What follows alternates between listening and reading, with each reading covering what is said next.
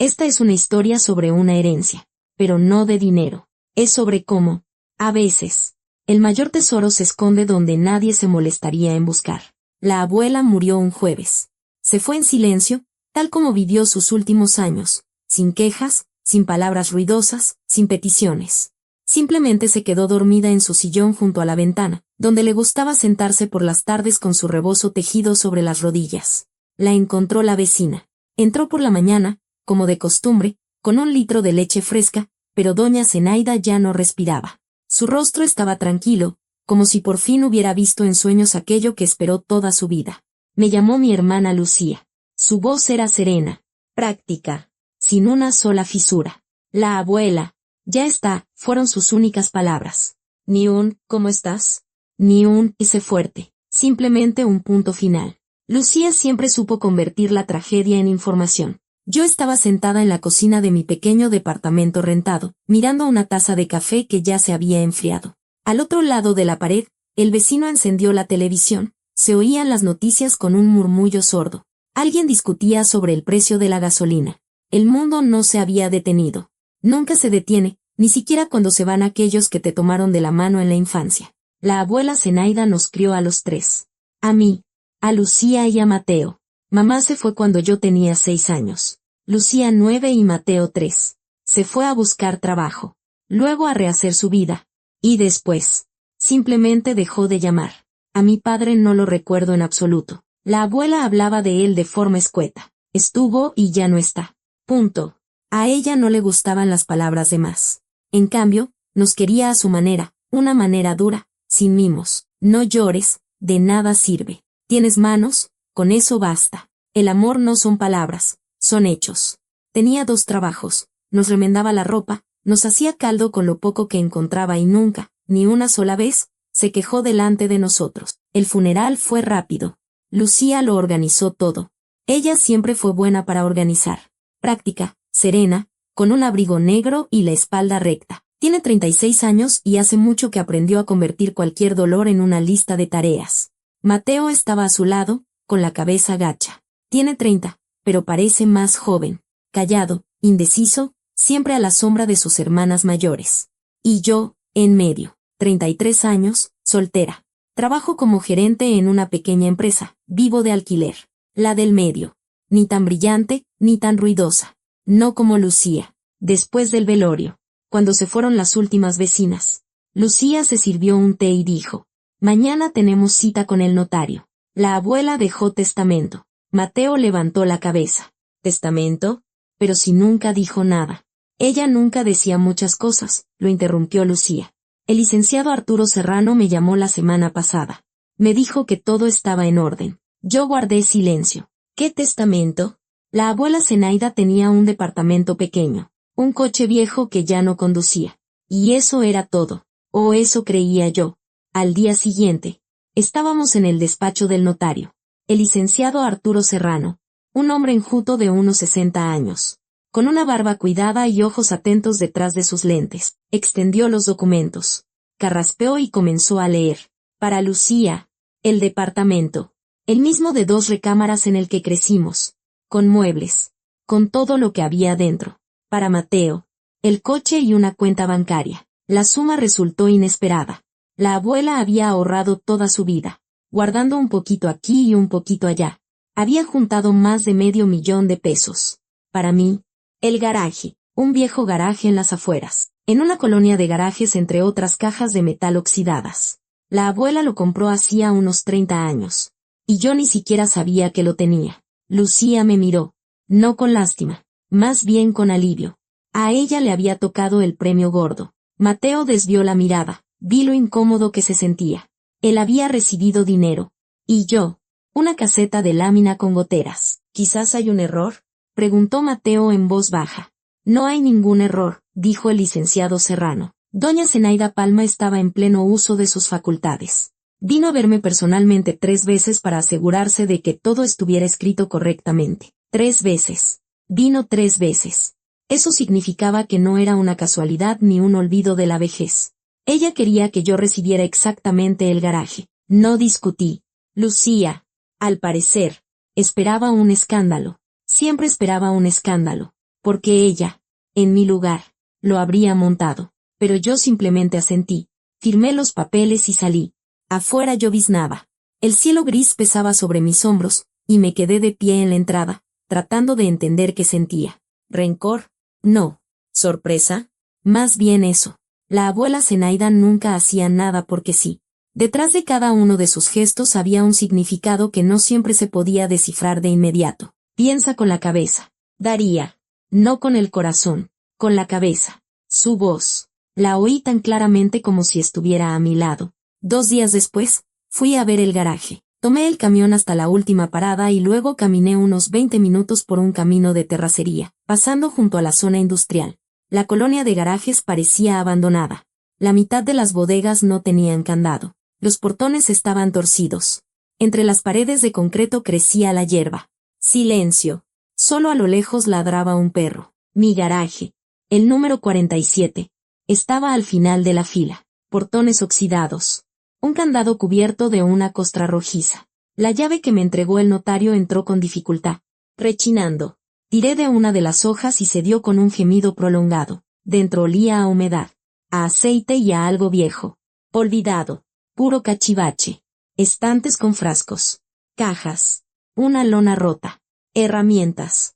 Una bicicleta oxidada sin una llanta. Al fondo, un pesado banco de trabajo de madera, cubierto de porquerías. Me quedé mirando todo aquello. Esta era mi herencia. Óxido y polvo. Y Lucía, seguramente, ya estaría pensando en cómo reacomodar los muebles en el departamento de la abuela. Pero recordé, 3 veces. La abuela Zenaida fue al notario 3 veces. Empecé a ordenar. Al principio sin mucho entusiasmo. Solo moviendo cosas. Clasificando, tirar, guardar. No sé. Luego, con más atención. Entre los frascos con clavos encontré unas fotos viejas. La abuela Zenaida, joven, hermosa, con un nombre que no conocía. Al reverso, ni fecha ni nombre. Extraño. Unas 2 horas después, llegué al banco de trabajo, pesado, de roble macizo, de esos que se hacían para durar, para toda la vida. Lo moví con esfuerzo, empujando con el hombro, y entonces la vi. Una trampilla, metálica, cuadrada, de 1 metro por 1 metro, con una manija empotrada y una pequeña cerradura. La misma llave, el notario me había dado un juego de 3, encajó en la segunda cerradura. El corazón me latía tan fuerte que retumbaba en mis sienes. Levanté la tapa. Hacia abajo conducía una escalera de metal, empinada, que se perdía en la oscuridad. Encendí la linterna del teléfono. El haz de luz iluminó paredes de concreto, escalones, y un piso abajo, limpio, seco. No era un sótano, era otra cosa. Bajé. El cuarto era pequeño, de unos 12 metros cuadrados. No más. Pero estaba bien acondicionado. Estanterías a lo largo de las paredes. Hileras ordenadas de carpetas. Cajas con etiquetas. Una mesita. Una lámpara de escritorio. Presioné el interruptor y la lámpara se encendió. Había electricidad. Sobre la mesa había un sobre. Blanco, grueso, sin nombre. Y a su lado, otra fotografía. La abuela Zenaida, de unos 40 años en la foto, no más. Estaba de pie frente a un edificio, sonriendo. A su lado, el mismo hombre de la primera foto, y en su mano, una argolla de matrimonio. En la mano de ella también. Me temblaban las manos. Saqué el teléfono y marqué el número del notario. Licenciado Serrano, mi voz sonaba ronca. Ajena. Necesito que venga. Ahora mismo. Garaje número 47. Hubo una pausa. Encontró la trampilla. Él sabía. Lo sabía. Sí, voy para allá. Llegó en 1 hora. Bajó. Observó el cuarto en silencio. Miró las fotografías. Tomó el sobre en sus manos. Lo giró, pero no lo abrió. Luego se volvió hacia mí y dijo, Daría, escúcheme con atención. No le llame a nadie, especialmente a su hermana. El licenciado Arturo Serrano se sentó en la única silla. Se quitó los lentes y los limpió con el borde de su saco. Sus manos estaban tranquilas. Las manos profesionales de un hombre acostumbrado a los secretos ajenos. Pero sus ojos delataban su nerviosismo. Esperaba esta llamada, dijo. Confiaba en que sería usted quien llamara. Doña Zenaida decía que usted era la única de los 3 que se pondría a revolver en lugar de llamar a una cuadrilla para que se llevara todo. La conocía bien. ¿Usted sabía de este lugar? Lo sabía. Me lo mostró hace 2 años, cuando redactamos el testamento, pero no había vuelto desde entonces. Ni siquiera sé qué hay en esas carpetas. Ella solo me contó lo que consideró necesario. ¿Y el sobre? Miró el rectángulo blanco sobre la mesa. El sobre es para usted. Me pidió que se lo entregara en persona, pero luego cambió de opinión. Dijo, que lo encuentre ella sola. Si lo encuentra, significa que se lo ha ganado. Si no, pues no era su destino. Eso se parecía tanto a la abuela Zenaida que sentí un nudo en la garganta. Toda la vida poniendo pruebas, no por crueldad, sino por una lógica férrea muy suya. Creía que una persona debía ganarse hasta la verdad. ¿Por qué no llamar a Lucía? Pregunté. El licenciado Serrano guardó silencio un momento. Luego habló con cautela, eligiendo las palabras, como alguien que camina sobre hielo fino. Daría, soy notario. No debo dar consejos fuera de los asuntos legales, pero conocí a su abuela durante 24 años. Vino a verme cuando aún era una mujer joven, y desde entonces llevé todos sus asuntos. Pocos, pero complicados. Lo que se guarda aquí concierne a la historia de su familia. Y esa historia puede cambiar la relación entre ustedes tres para siempre. Se puso los lentes y me miró directamente. Doña Zenaida quería que usted leyera todo sola, que lo entendiera, que tomara una decisión. Y solo después, si así lo decidía, hablara con su hermano y su hermana. No le confió esto a Lucía porque hizo una pausa. Porque Lucía primero actúa y luego piensa, terminé por él. Usted la conoce bien. Yo la conocía. Lucía era un huracán. Hermoso, potente, destructivo. No sabía esperar. No sabía dudar. Si Lucía hubiera encontrado esta trampilla, 1 hora después ya estaría llamando a abogados, periodistas y a todo el que pudiera contactar. Licenciado. ¿Y la electricidad? Señalé la lámpara encendida. ¿Quién la paga? La mitad de la colonia de garajes está abandonada. Él sonrió levemente. La pago yo. Desde hace 2 años. Desde que doña Zenaida me lo pidió. Ella me transfería el dinero y yo pagaba los recibos. Después de su muerte, seguí pagando de mi bolsillo. Dijo que usted vendría y que necesitaría luz. 2 años. Se estuvo preparando para su propia muerte durante 2 años. Metódicamente, con calma, como quien se prepara para una mudanza, ordenando cosas, etiquetando carpetas, pagando recibos, asegurándose de que yo tuviera luz en un cuarto subterráneo donde se guardaba la verdad. El notario se levantó. La dejaré sola. Lea el sobre aquí. No se lo lleve. Si necesita ayuda legal, llámeme a cualquier hora. Mi deuda con doña Zenaida Palma no terminó con su muerte. Deuda.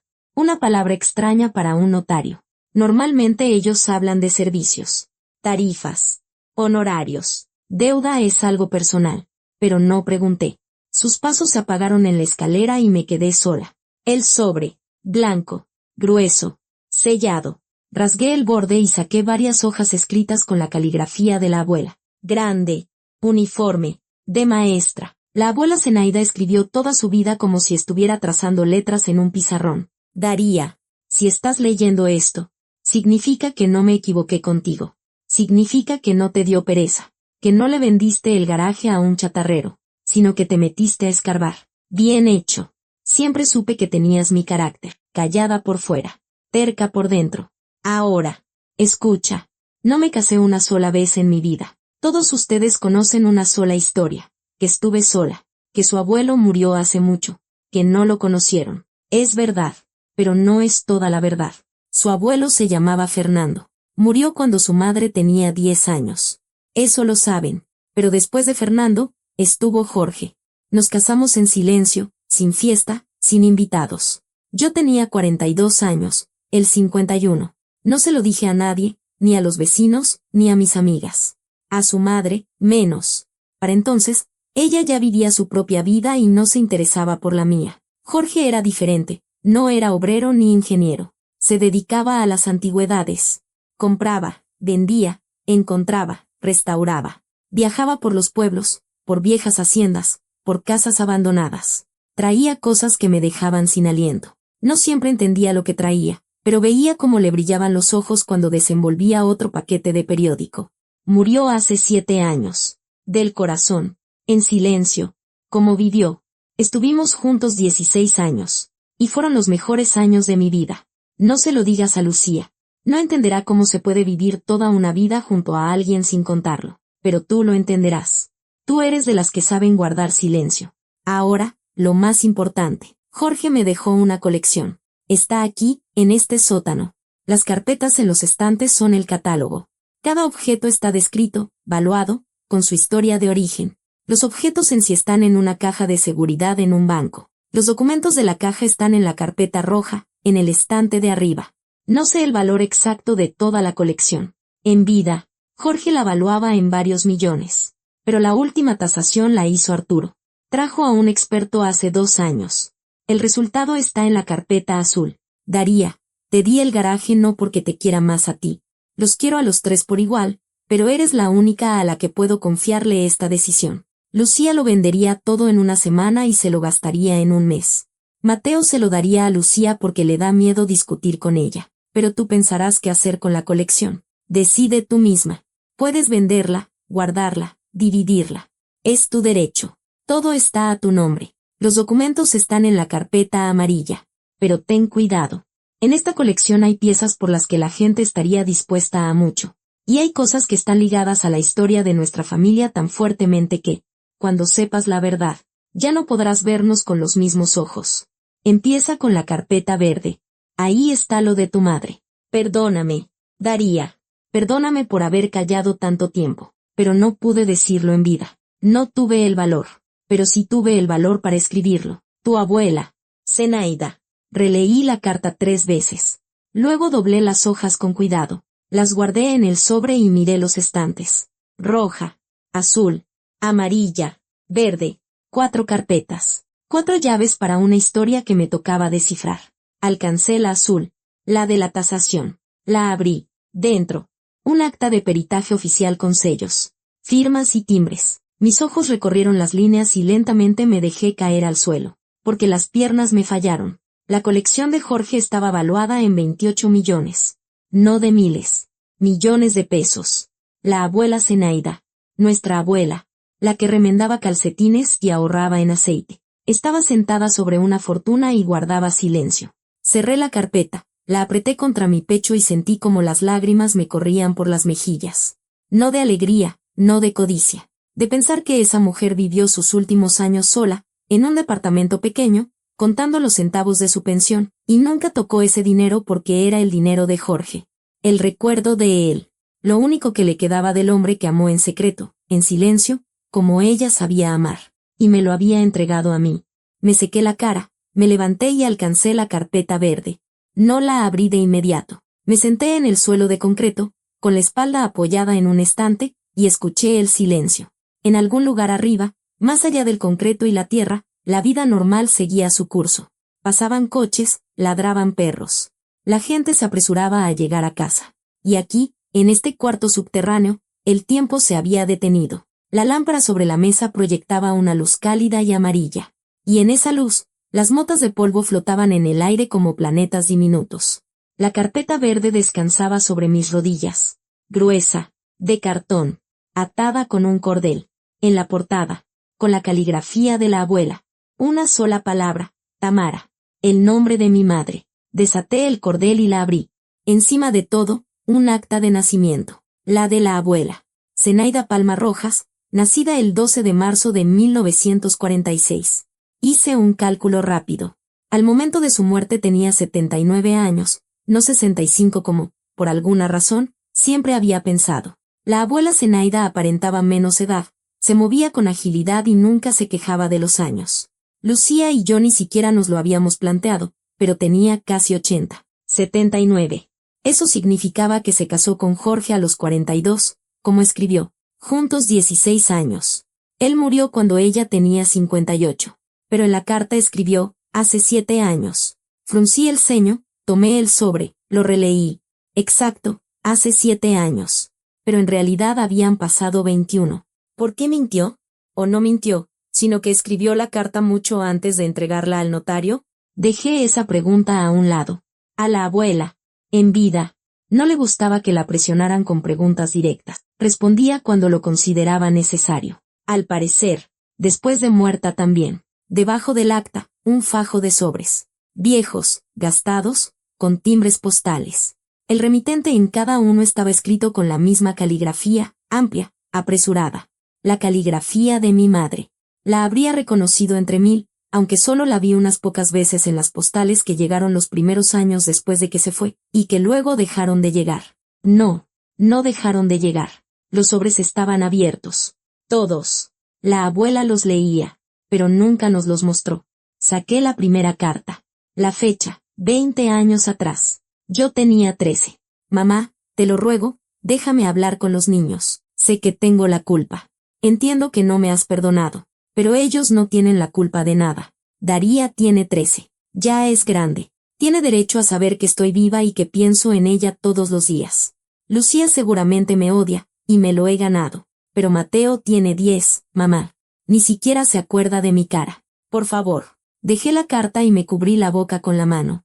Ella escribía. Todos estos años escribía, y nosotros pensábamos que nos había abandonado y olvidado, que no le importábamos, que se había ido sin mirar atrás. Lucía construyó toda su personalidad en torno a eso, dura, impenetrable. A nosotros nadie nos va a abandonar, porque no dejaremos que nadie se acerque. Mateo se encerró en sí mismo, se volvió callado, cauteloso, como si tuviera miedo de encariñarse y volver a perder. Y yo aprendí a no esperar. La habilidad más terrible, no esperar. Y todo ese tiempo, mamá escribía cartas que nunca recibimos. Revisé los sobres. 12 cartas en 20 años. No muchas. Una cada año y medio aproximadamente. Cada una más larga que la anterior. Cada una más desesperada. En la quinta carta, de hace 15 años. Ya me establecí. Estoy trabajando. Te envío dinero. Como prometí. ¿Lo estás recibiendo? Hago el giro cada mes a tu nombre.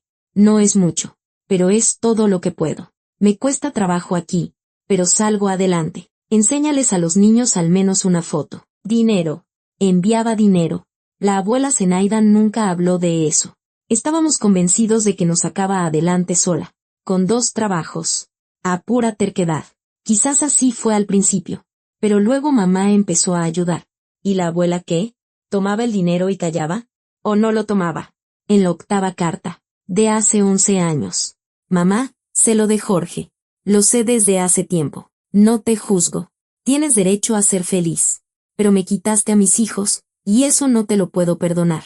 No porque los estés criando mal. Los crías mejor de lo que yo podría.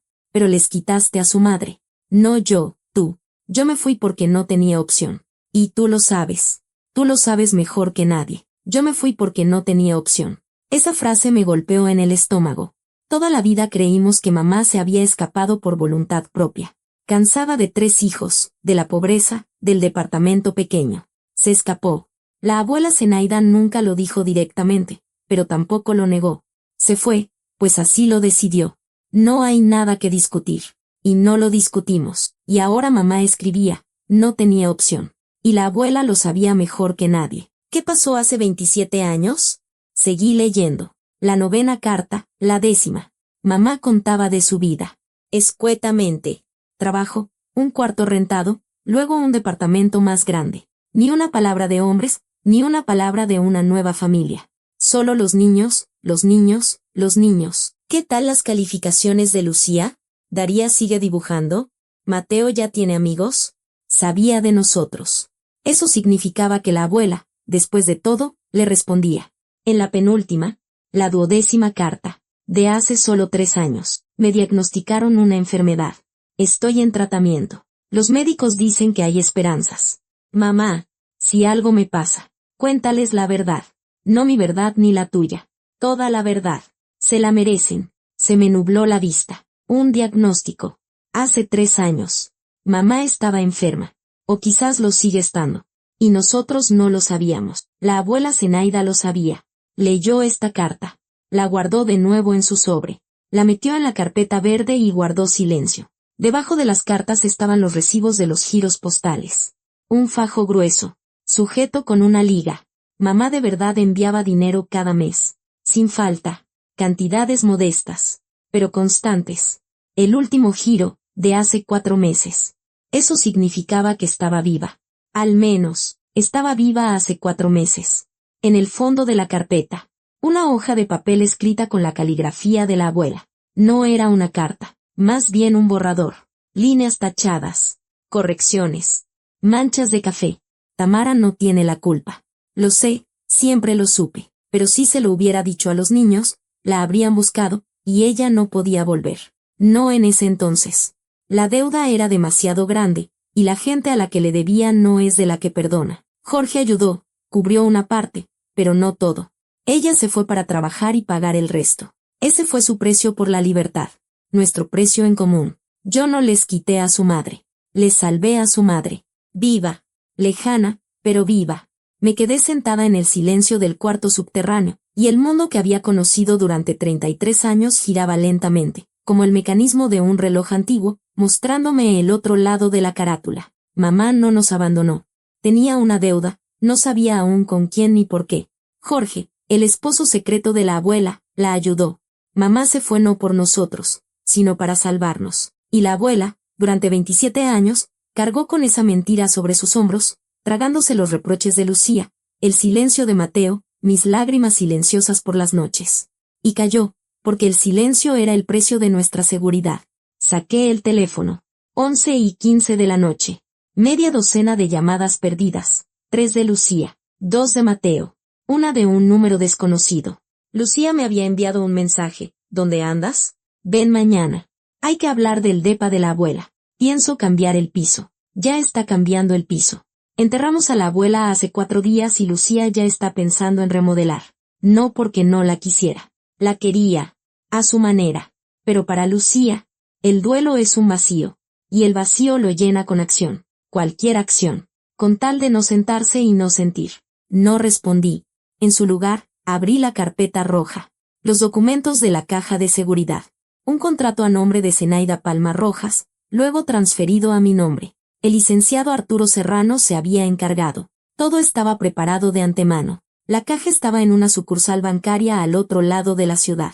Para acceder, se necesitaba mi identificación y una palabra clave. La palabra clave estaba escrita en una nota aparte, dentro de un sobrecito, girasol. La palabra favorita de la abuela. Así me llamaba de niña, mi girasol. Porque siempre te giras hacia la luz, decía. Incluso cuando no hay luz. Cerré las carpetas, apagué la lámpara y subí. Volví a colocar el banco de trabajo en su lugar, cerré el garaje con candado. El aire nocturno olía a tierra mojada y a un humo lejano, en algún lugar quemaban hojas secas. Tenía que ir a casa. Tenía que acostarme, dormir, y por la mañana decidir qué hacer. Pero sabía que no podría dormir. En mi cabeza martilleaba una sola frase: mamá está viva. Mamá está viva. Y no nos abandonó. Y en algún lugar existe una caja de seguridad con una colección de 28 millones de pesos. Y la llave está en mi bolsillo. Y Lucía no sabe nada. Y Mateo no sabe nada. Y el notario dijo, especialmente no le llame a su hermana. Pero, ¿cuánto tiempo podría guardar silencio? Por la mañana, no fui a casa de Lucía.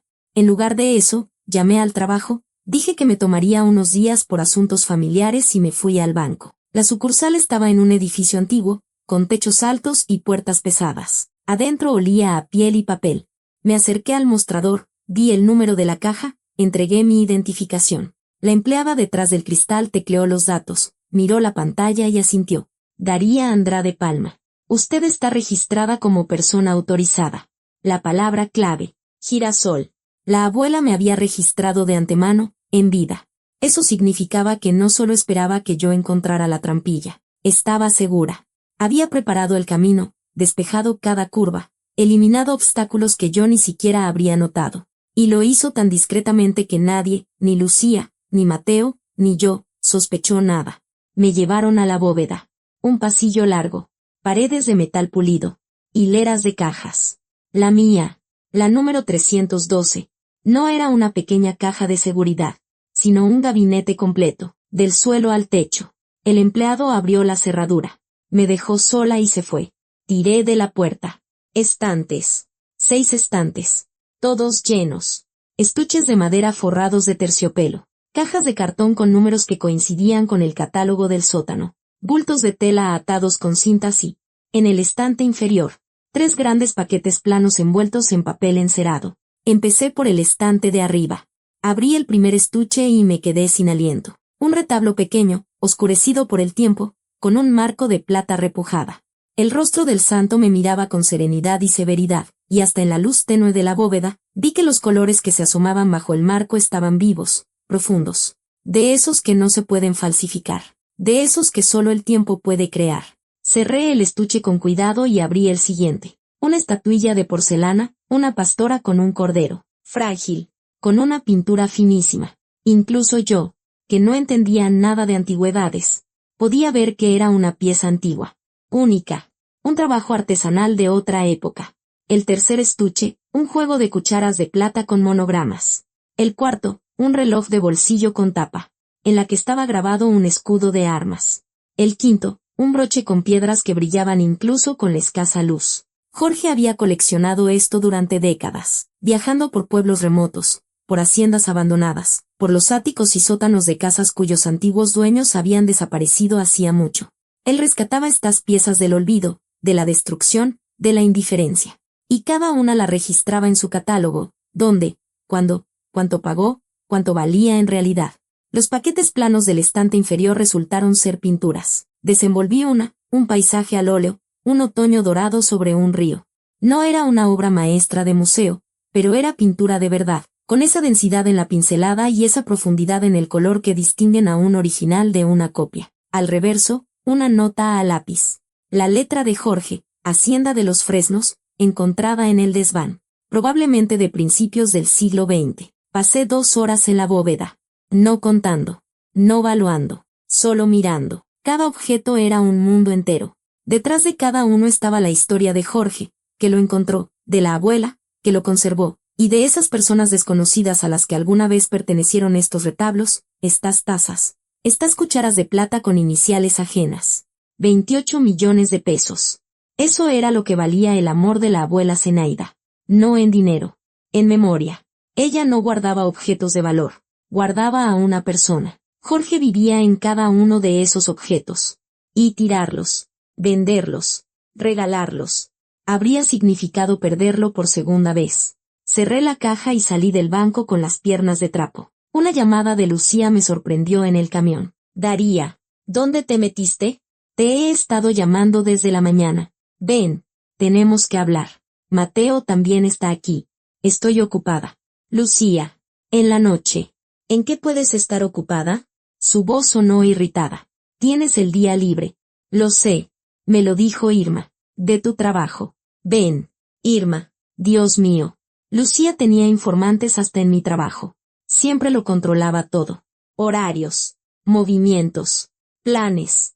No por maldad, sino por miedo. Por ese miedo infantil, grabado en los huesos, de que si se volteaba, todos desaparecerían. Como mamá. En la noche, repetí y colgué. En casa, extendí sobre la mesa de la cocina todo lo que había anotado en la bóveda, números de objetos, descripciones, mis notas. Al lado, la copia del catálogo que había fotografiado en el sótano y las cartas de mamá. Me las había llevado del garaje, aunque el notario me pidió que no sacara nada. No pude dejarlas. Releí la última. La 12ª. Me diagnosticaron una enfermedad. Estoy en tratamiento. Hace 3 años. No escribió qué diagnóstico, pero los giros siguieron llegando hasta hace 4 meses. Eso significaba que estaba superándolo. O lo está superando. El remitente en los sobres era el mismo. Durante los últimos 10 años. Lo busqué en internet. Un edificio de departamentos en las afueras de una ciudad grande, lejana. A 1 hora y media en avión. Mamá había vivido allí todo ese tiempo, a 1 hora y media de vuelo. No al otro lado del mundo, no desaparecida. En un edificio común y corriente, en un departamento común y corriente. Y la abuela sabía la dirección. La supo durante 20 años. Me serví un té, pero no lo bebí. Se enfrió mientras estaba sentada, pensando. Esto era lo que sabía hasta ahora. Mamá le debía una gran suma de dinero a gente peligrosa. Jorge, el segundo esposo de la abuela, pagó parte de la deuda. Mamá se fue a trabajar para pagar el resto. La abuela ocultó la verdad durante 27 años para protegernos. Mamá escribía cartas, la abuela las leía y las escondía. Mamá enviaba dinero, la abuela lo aceptaba y callaba. Pero, ¿qué deuda? ¿Y por qué? Abrí la carpeta amarilla, la de los documentos a mi nombre. Entre los papeles encontré algo que no había notado ayer. En la oscuridad y la conmoción. Un sobre más pequeño, con una nota, Para Arturo, si es necesario. Dentro, un poder notarial y una breve nota. Arturo, eres el único, aparte de Jorge, que conoce toda la historia. Nos ayudaste entonces. Ayúdala ahora. Si Daría viene a ti con preguntas, cuéntaselo todo. Tienes derecho. Te ganaste ese derecho con los 24 años que guardaste silencio a mi lado. 24 años de silencio. Hice cuentas. La abuela acudió al licenciado Serrano en 1998, el mismo año en que mamá se fue. No coincidía. Ella llegó con el notario no por un testamento, sino por ayuda. Legal, humana, no lo sabía, pero fue a él. Y él la ayudó. Y desde entonces no se apartó de su lado. Deuda. Eso era lo que unía al notario con nuestra familia. No una deuda financiera, sino humana. Él vio por lo que pasó la abuela y decidió quedarse. Marqué su número. Licenciado Serrano. La abuela escribió que usted conoce toda la historia y que si yo le pregunto, me la contará. Silencio en la línea. Luego un largo suspiro. No por teléfono. Daría. Venga mañana por la mañana a mi despacho. A las 9. Y por favor, hizo una pausa. No traiga a su hermana. Por la noche, de todas formas, fui a ver a Lucía. No podía seguir ignorándola. Habría venido ella misma y me habría tirado la puerta abajo. El departamento de la abuela ya se veía diferente. Lucía había quitado el viejo rebozo del sillón, descolgado las cortinas, guardado en cajas los adornos de los estantes. Trabajaba rápido, como siempre. Cuando Lucía sentía dolor, ponía orden. De niña, cuando mamá acababa de irse, Lucía, a sus 9 años, trapeó todos los pisos del departamento. 2 veces. La abuela Zenaida la encontró a las 3 de la mañana, de rodillas en el pasillo, tallando el linóleo con un trapo, los ojos secos, los labios apretados. Mateo estaba en la cocina, bebiendo té. Me vio y sonrió con aire de culpa. Como siempre, constantemente se sentía culpable, aunque no tuviera la culpa de nada. Simplemente se había acostumbrado. El menor, el callado, el invisible. Bueno, Lucía me puso una taza enfrente. ¿Qué hay con el garaje? Puros cachivaches, dije. Herramientas viejas. Frascos con clavos. Nada interesante. La primera mentira. Salió de mí con tanta facilidad que me dio miedo. Nunca le había mentido a Lucía. No porque no quisiera, sino porque no sabía cómo. Ella siempre veía a través de mí, pero ahora no lo vio, o no quiso ver. No le importaba mi garaje. Oye, Lucía se sentó frente a mí. Estoy pensando en vender el departamento. Es una buena zona. Se puede sacar un buen dinero. Compraré algo más pequeño y la diferencia la usaré para remodelar. La abuela te dejó este departamento, dijo Mateo en voz baja. Quizás no deberías venderlo tan rápido. ¿Y qué? ¿Voy a montar un altar aquí? Lucía se encogió de hombros. La vida sigue.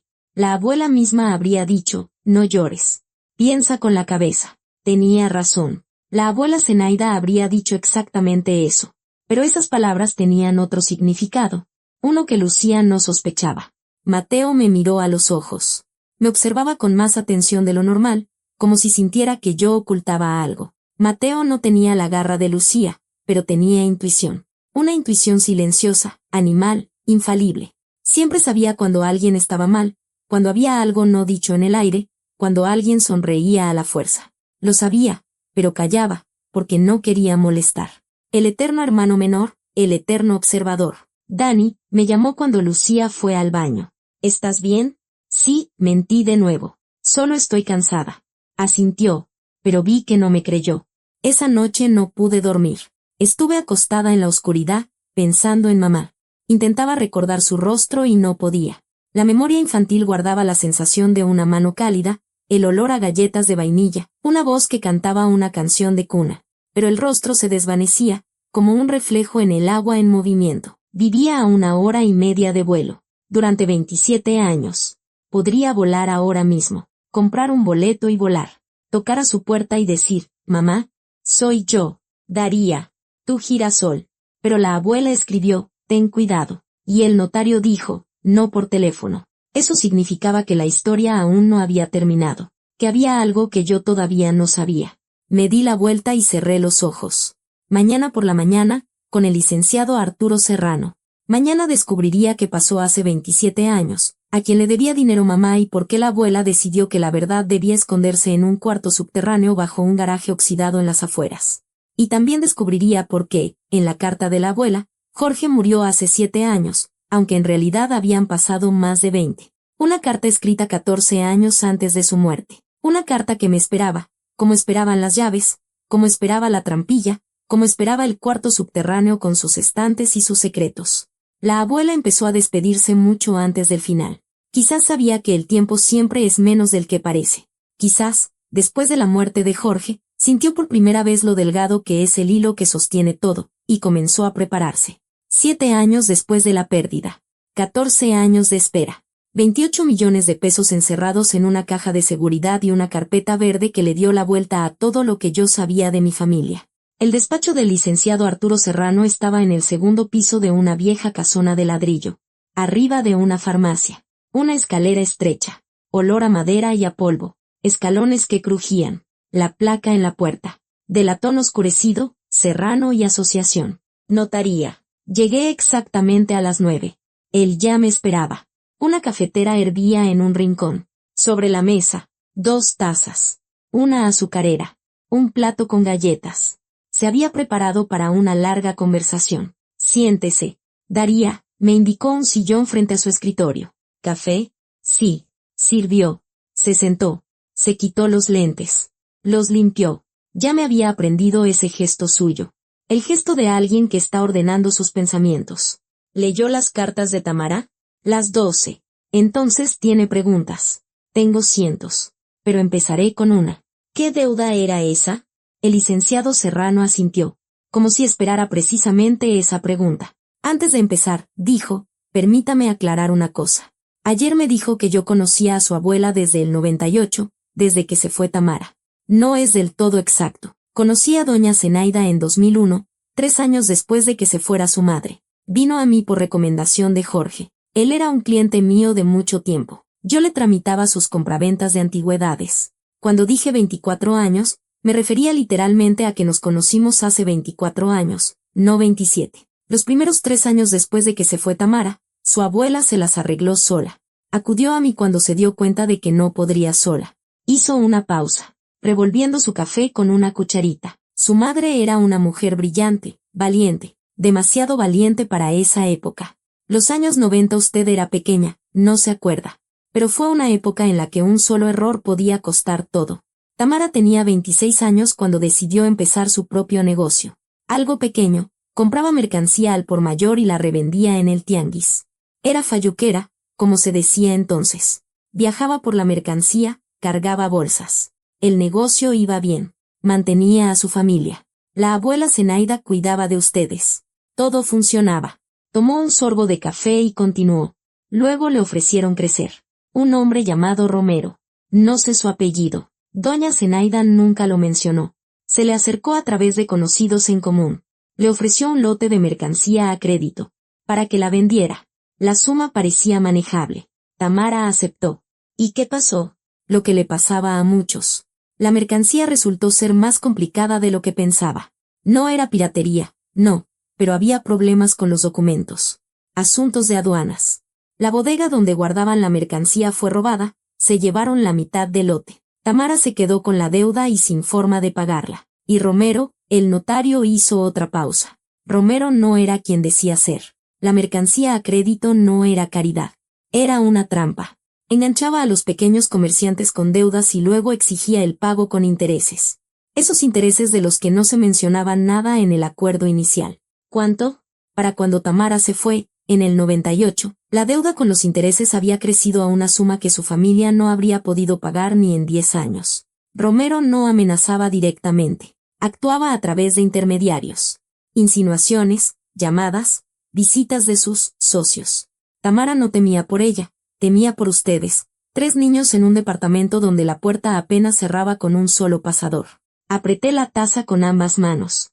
La porcelana caliente me quemaba, pero necesitaba sentir algo simple, físico, para no perderme en lo que estaba escuchando. Para entonces, Jorge ya llevaba 10 años casado con doña Zenaida, continuó el licenciado Serrano. Él sabía lo de Tamara, sabía de la deuda.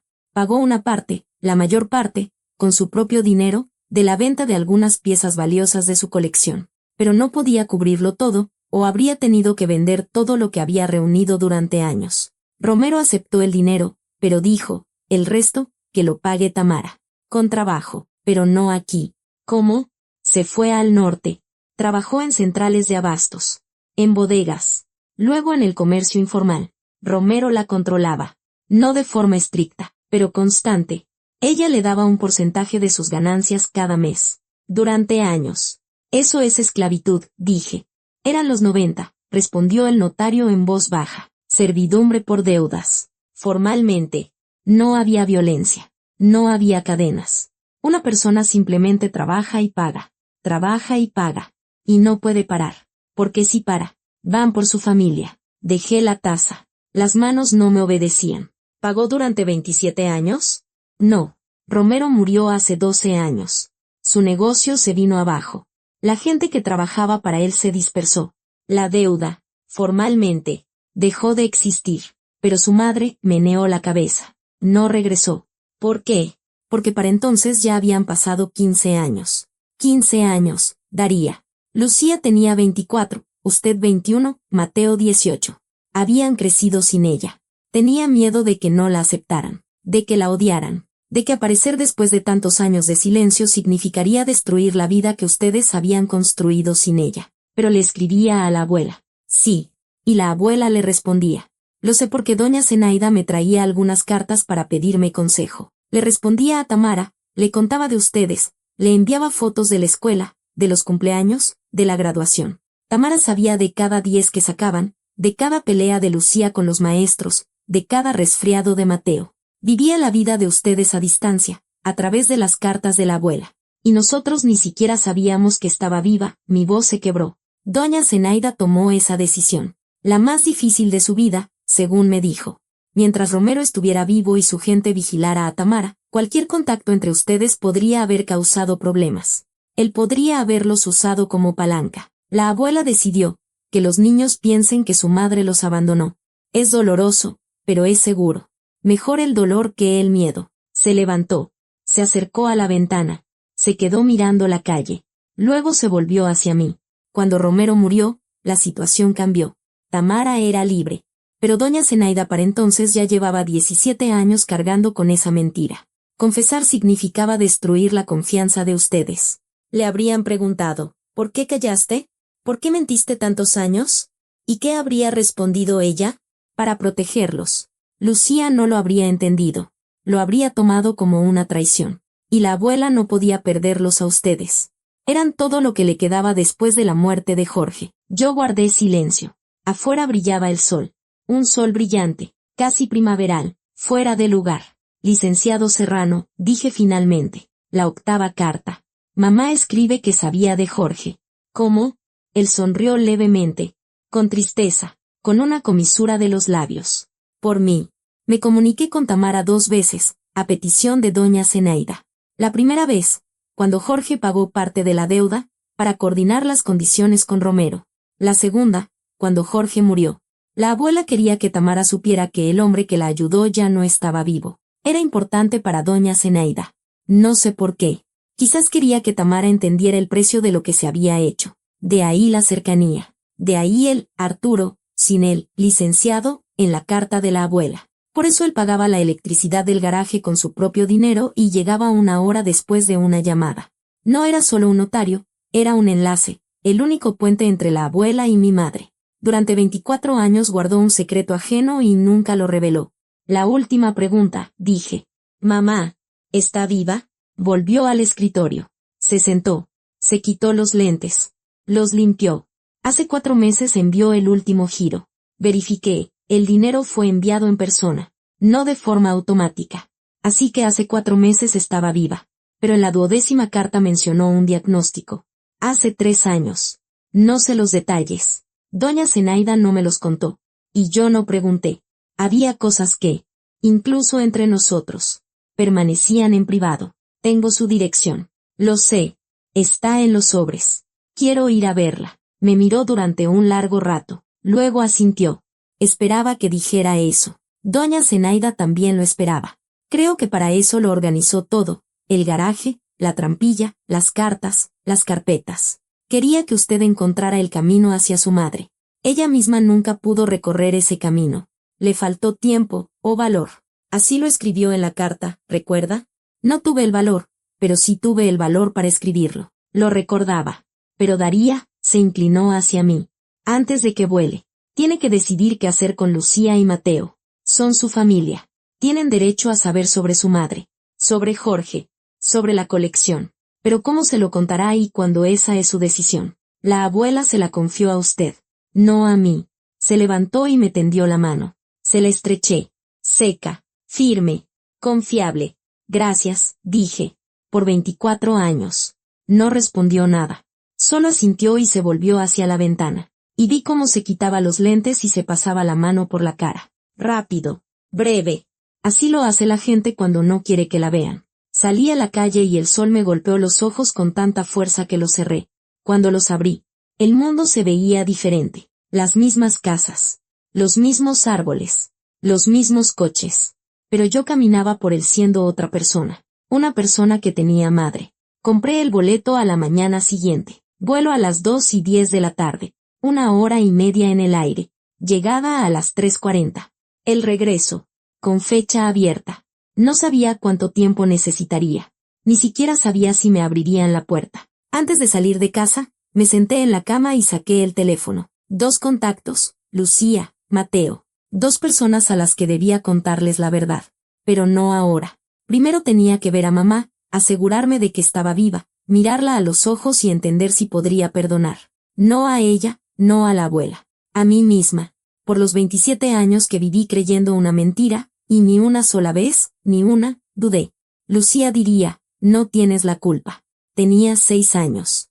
Mateo se quedaría callado y me abrazaría. Pero yo sabía la verdad que ninguno de ellos conocía todavía. Pudimos haberla buscado. Después de la muerte de Romero, después de 12 años de libertad, pudimos haberla buscado si hubiéramos sabido que había a quien buscar. En el aeropuerto, me tomé un café sin sentirle el sabor, mirando el tablero de salidas. Letras y números formaban las rutas de vidas ajenas. Viajes de negocios, vacaciones, regresos a casa. Mi ruta no figuraba en ninguna de esas categorías. Volaba hacia una madre que no había visto en 27 años y cuyo rostro no recordaba. Volaba con una dirección en un sobreviejo y la palabra clave girasol en el corazón. El avión aterrizó en un día cálido y ventoso. Aquí el clima era diferente, más suave, más al sur. Olía a algo en flor. La primavera se había adelantado un par de semanas. Tomé un taxi a la dirección del sobre. El conductor era callado, y se lo agradecí. El edificio de departamentos era común y corriente. 5 pisos, un jardín al frente, un área de juegos en el patio. Tercer piso, departamento 18. Me paré frente a la puerta del edificio y no pude obligarme a entrar. ¿Qué le diría? Hola, mamá. Soy Daría. Encontré tus cartas. ¿Por qué no regresaste cuando pudiste? Esa última pregunta ardía más que ninguna. 9 años de libertad, desde la muerte de Romero hasta su diagnóstico.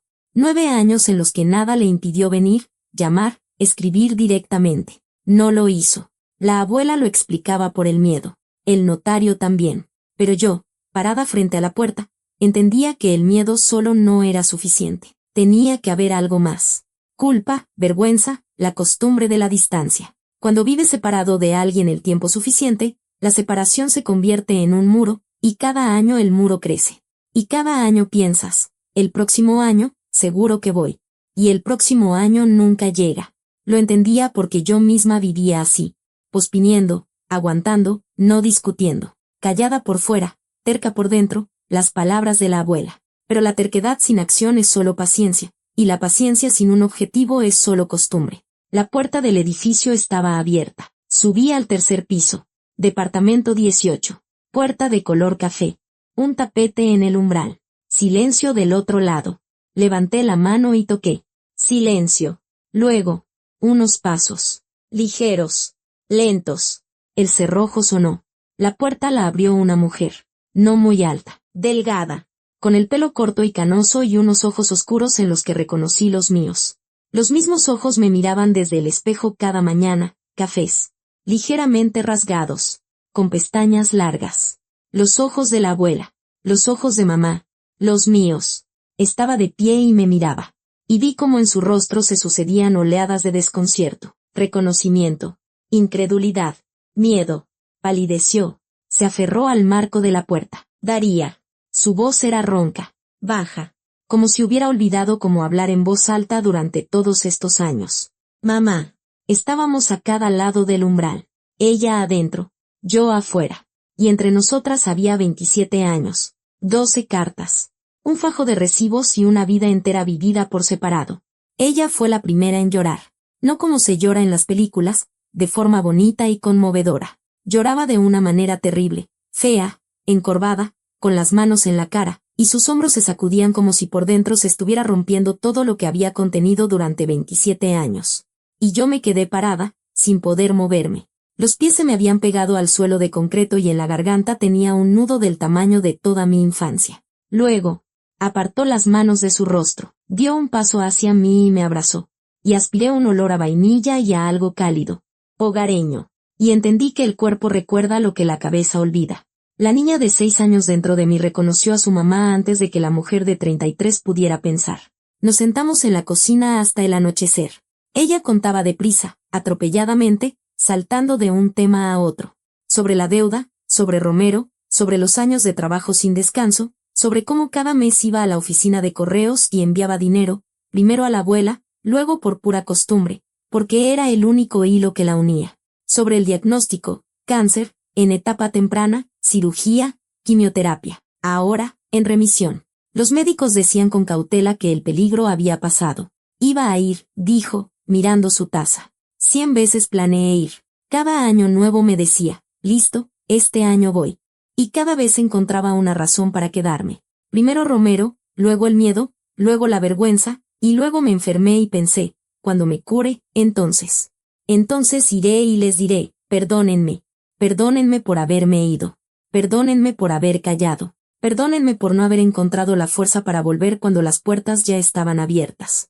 La abuela murió, dije. Mamá se quedó inmóvil. La taza en sus manos tembló. El té se derramó sobre la mesa. ¿Cuándo? Hace 2 semanas. Puso la taza en la mesa con cuidado, lentamente, y apoyó la frente en sus manos entrelazadas. No lloró. Simplemente se quedó así, en silencio, y yo escuchaba su respiración, entrecortada, pesada. No llegué a tiempo, susurró. Me estuvo esperando.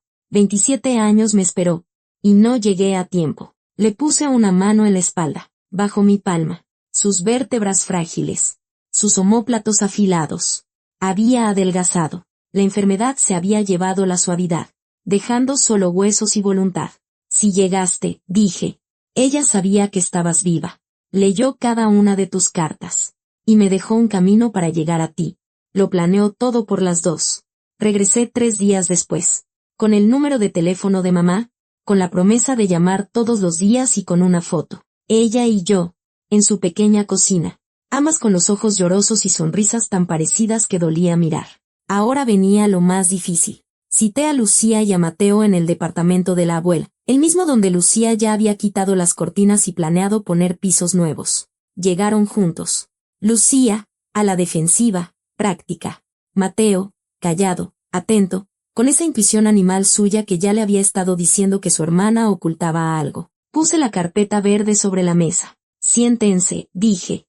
Necesito contarles sobre mamá, sobre la abuela, sobre el garaje y sobre los 27 años que vivimos en una mentira. Lucía frunció el ceño. Mateo se inclinó hacia adelante, y empecé a contar. 2 horas. Hablé durante 2 horas. Sobre la trampilla, el sótano, las cartas, Jorge, la colección, Romero, la deuda, el diagnóstico y la remisión de mamá. Sobre el notario que guardó un secreto ajeno durante 24 años. Sobre la abuela que eligió la mentira porque la verdad era demasiado cara. Mateo escuchaba en silencio. Solo los músculos de su mandíbula se movían de un lado a otro. No interrumpió ni una sola vez. Solo cuando llegué a la parte de las cartas de mamá, Mateo tiene 10, mamá. Ni siquiera se acuerda de mi cara. Se levantó, salió al pasillo y se quedó allí unos 5 minutos. Cuando volvió, tenía los ojos rojos, pero la voz firme. Quiero ir a verla, dijo. ¿Puedo? Puedes, respondí. Te está esperando. Lucía guardó silencio más tiempo que nadie. Eso era más aterrador que un grito, más aterrador que un escándalo. Lucía estaba en silencio, y yo veía cómo se resquebrajaba su armadura. La misma armadura que se había forjado a los 9 años, de rodillas en medio del pasillo con un trapo en las manos. Una armadura de control, de fuerza. A nosotros nadie nos va a abandonar, porque no dejaremos que nadie se acerque. Y ahora resultaba que no la habían abandonado, que mamá la quería, le escribía, pagaba, la esperaba. Que toda la construcción vital de Lucía, podemos solos, no necesitamos a nadie, se basaba en un cimiento que no existía. 27 años, dijo finalmente. Su voz era como una cuerda tensa. 27 años odié a una persona que no tenía la culpa de nada. Y quise a una persona que me mintió. La abuela no mintió, dijo Mateo en voz baja. Estaba salvando. Eso no me consuela. Lucía golpeó la mesa con la palma de la mano. Las tazas saltaron. No me consuela, Mateo, porque crecí con un agujero aquí adentro. Y ahora resulta que ese agujero se podría haber llenado hace mucho. Hace 12 años. Y nadie lo hizo. Tenía razón. Y la abuela tenía razón. Y mamá tenía razón. Todos tenían razón y todos se equivocaron. Y no había culpables. Excepto un Romero muerto hace mucho y unos años 90 lejanos que trituraron tantos destinos que no alcanzaría ni el juicio ni el perdón para cada uno. Lucía se levantó. Se acercó a la ventana. A la misma donde estaba el sillón de la abuela con su rebozo. Se quedó un momento y luego se volvió. La dirección. Dame la dirección. Le extendí el sobre. Lo tomó. Miró la caligrafía de mamá. Amplia. Apresurada. Y lo apretó contra su pecho. No por mucho. Solo un segundo. Luego se enderezó. Guardó el sobre en su bolso y dijo. Los pisos pueden esperar. Hablamos de la colección más tarde. Mucho más tarde, cuando pasó la primera tormenta. Cuando Mateo voló a ver a mamá y regresó con los ojos de alguien que ha vuelto a encontrar su centro. Cuando Lucía, la dura, la impenetrable Lucía, me llamó por la noche y me dijo solo 3 palabras. Ella se acuerda de mí. Decidimos no vender ni una sola pieza. La colección de Jorge permanecerá intacta, como él la reunió, como la abuela la guardó. Algún día, cuando estemos listos, abriremos una pequeña exposición, o la donaremos a un museo, o se la dejaremos a los hijos que aún no tenemos. El tiempo dirá. Mientras tanto, la caja número 312 esperará. Mamá llegó en primavera. Callada. Demacrada. Con el pelo corto donde las canas se mezclaban con los restos de un tono castaño. Se paró en la puerta del departamento de la abuela y lloró. Y nosotros 3, de pie a su alrededor, sin saber qué hacer. Una vida entera cabía en el umbral de una puerta. Y entonces Mateo, el callado, el indeciso Mateo, que toda su vida tuvo miedo de encariñarse y perder, dio un paso adelante y la abrazó. Mamá, dijo, pasa, estás en casa. Y ella entró. Gracias por escuchar hasta el final. ¿Creen que la abuela hizo lo correcto al guardar silencio durante 27 años? ¿O debió haber contado la verdad antes? Incluso arriesgándose. Escriban en los comentarios. Me interesa saber de qué lado están.